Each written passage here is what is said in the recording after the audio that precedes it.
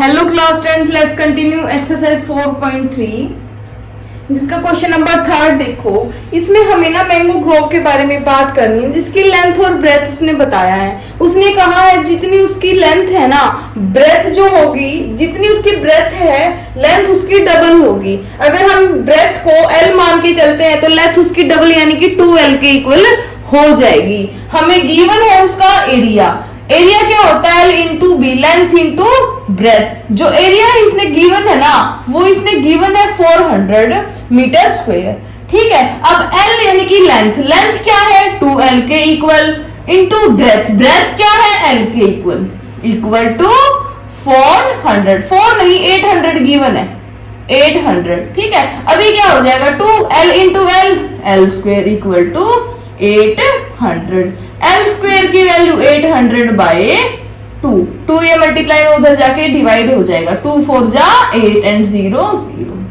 L square की value क्या आ गई हमारे पास? 400। अगर हम 400 को इधर ले आते हैं, L square minus 400 equal to 0। अगर हमें क्या बताना है इसमें कि क्या ये पॉसिबल है कि अगर किसी की ब्रेथ L हो, लेंथ उसकी डबल हो, क्या उसका एरिया 800 पॉसिबल है?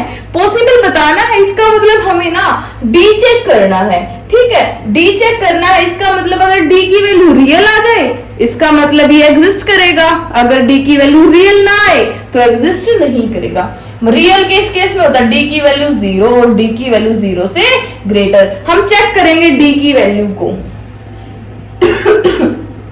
D का फॉर्मूला है B square 4 minus 4AC।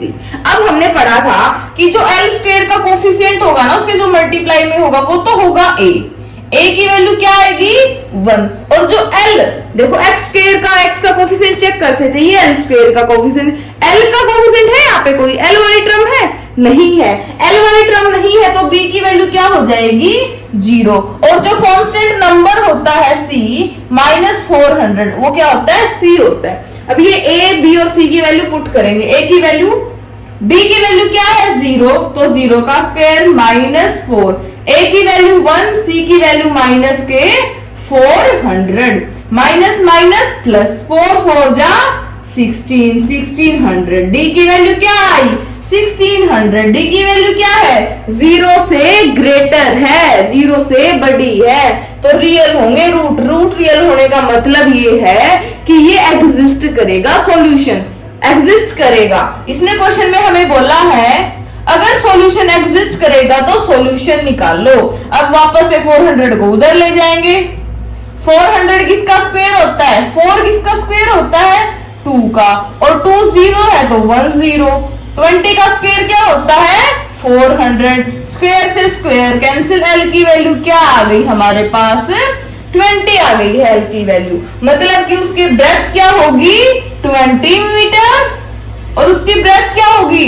2 into 20 40 metre.